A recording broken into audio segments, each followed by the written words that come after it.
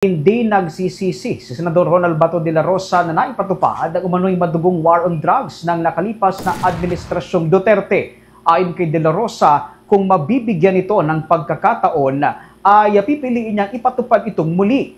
Batay sa datos nga ng Philippine National Police, aabot sa 6,000 na mga drug personalities ang nasawi at napatay mula sa may kinasang operasyon ng pulisya. Gitng senador, ito lang ang tanging paraan para maipanalo ang laban kontra iligal na droga ng dating administrasyon. Mas maigian niya ito para maiparating ang mabigat na mensahe sa mga kriminal na sangkot sa iligal na droga. Ginawa ni De La Rosa ang pahayag bago nga ang pagsisimula ng pagdinig sa Senado hinggil sa drug war ng Duterte administration sa araw ng Lunes, Oktubre 28. Kulang narinig yung Davao model na yan. Honestly, wala man na talaga kung consider na Davao model. Ang pinaka-Davao model siguro na kung ano yung pinagagawa namin sa Davao noon na sabihin natin Davao model na in-implement ko nung ako'y nag-chipente is yung Puplan-Tukhang. Yun ang aking maalala kasi brainchild ko yung Tukhang eh. So baka yun ang in-implement ko dito at the national level. Na napatupad mo pala yun. Yung bang Puplan-Tukhang napatupad mo sa Davao? Yes, yun ang doon yan nagsimula sa Davao, yung Tukhang yun. Katok yan yung ibig sabihin ng Tukhang. Kaya ni-replicate ko dito nung ako nag-chipente. Kaya ito sinasabi ni Garma na binabayaran yung mga pulis, imposible na hindi mo marinig kung totoo, hindi mo alam kung totoo mang may ganun. Ako, hindi ko talaga alam yan, Hindi ko talaga alam yan.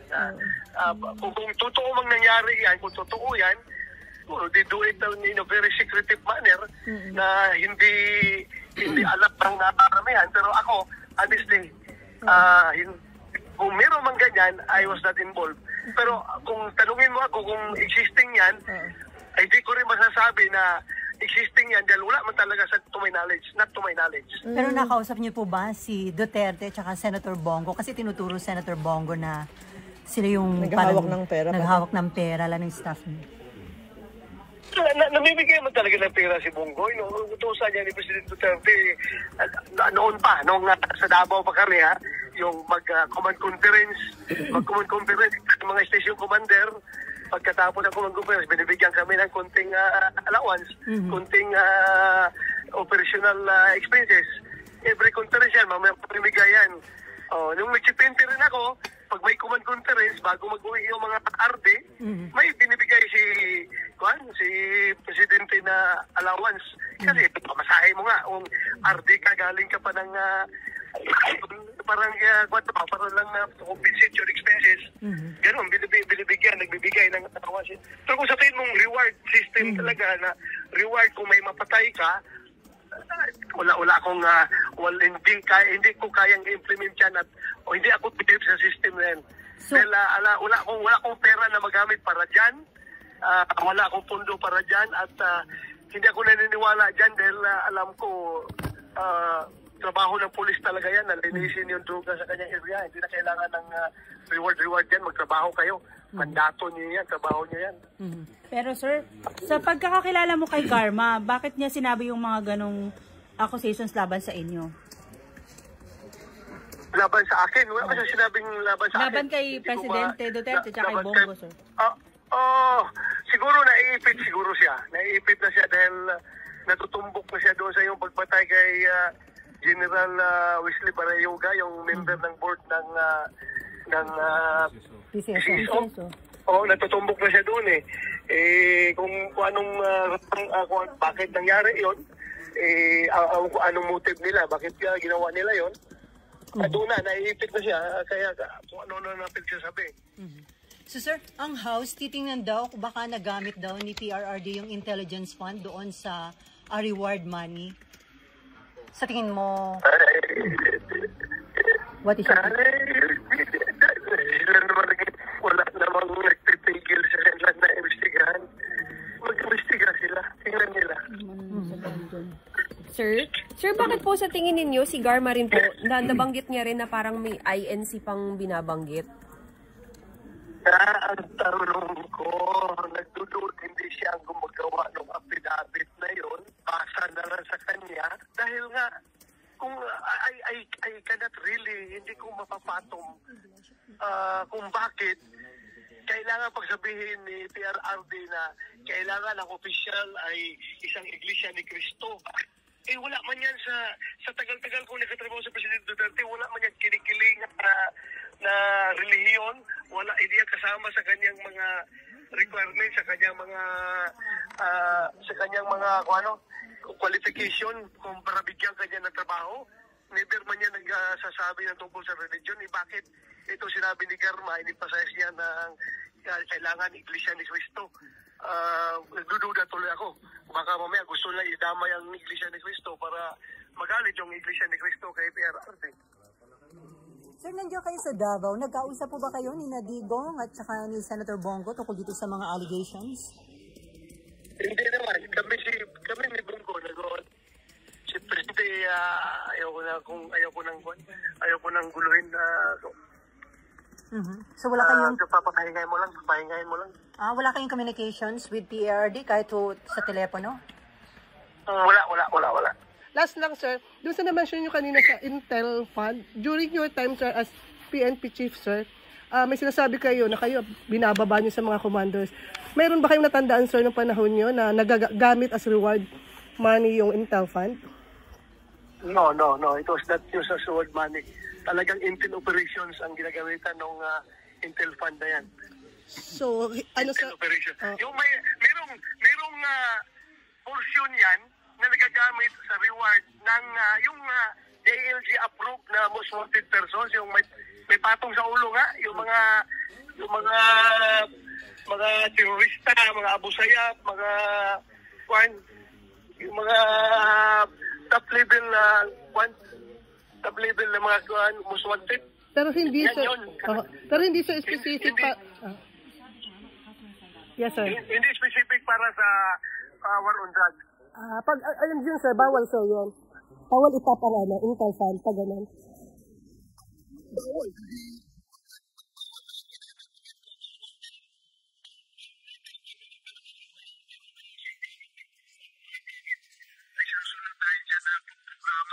Ang ating Directorate for Intelligence, sila ang nagpo-program niyan kung paano gamitin yung Intel Funds.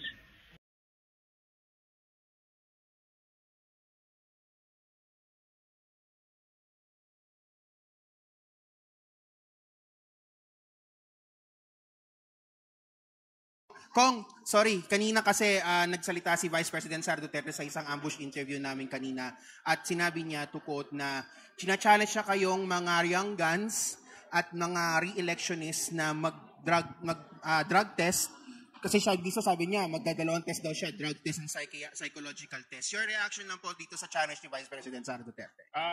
Unang-una, patong-patong na po, iba-ibang challenge na po kasi mauna muna siguro mag-testify under oath, that's the first challenge. Then, we follow up with the other challenges kasi baka maipit na tayo sa daming challenges. So, wala naman pong problema kung mag-undergo kami ng drug test or neuropsychological test. Kasi ako nga po, hindi nga ako mismo umiinom. So, anytime po yan. Pero ang challenge po is just to testify under oath, answer the questions specifically from the Committee on Good Government. And yun nga po, kala ko po hindi niya papansinin ng Young Guns, pero yun nga po, na-mention niya po yung Young Guns and hello, andito po kami. Pero kung sabi niya rin po kanina kasi na parang, well, you're mentioning na kayo na dinadivert daw ni VP Sara yung issue tungkol doon sa kanyang spending. Pero sabi niya po rin po kanina na kayo din daw po ay nagdadivert sa totoong issue ng bayan, sa gutom, sa kawalan ng pera, sa kahirapan. Your reaction po, kasi parang ang dating po, naging, kayo po, you're accusing her of diversion, pero siya rin po, ina-accuse rin po kayo of diversion of noticing the issues of the people. Well, yung spill niya kanina, mukhang diversionary tactic din eh. Maganda nga po nasasagot yung issues. With regards po sa mga problems po natin dito sa bayan, the House of Representatives are on the ground. Nag-iikot po kami sa mga iba't ibang serbisyo fair po namin, sa local districts namin. And yung nga pong mas malalaking mga problema, yung immediate solutions, nandun po kami sa ground, yung mas malalaking problema po, ginagawan po natin ng polisiya at hinahanapan po natin ng solution. So, it is very well chronicled, very well documented. Makikita niyo po sa Facebook, sa internet kung ano po ang ginagawa ng House of Representatives. Last na lang po on my end. Sinabi rin po niya kanina sa press conference, sa interview kanina na yung kanyang pagsasabi na desecration or yung paghuhukay di umano sa mga labi ni former President Ferdinand Marcos Sr. Parang hindi naman daw po yun equivalent to desecration of the dead. What is your reaction on this? Hindi ko po alam kung ano pang itatawag nila doon kung hindi desecration. So, una-una, criminal act po yata yun, yung maghuhukay ka ng patay na wala kang permiso. So, wala na pong ibang rason yun. Palusot na lang po siguro kung ano man sasabihin niya na iba. Thank you. Tapos na? Okay lang. Nag-spokes. Kala ko parang Senator De Lima kahapon. Tanong. Sige, thank you po. Yun lang naman. Mahabang istorya na yun.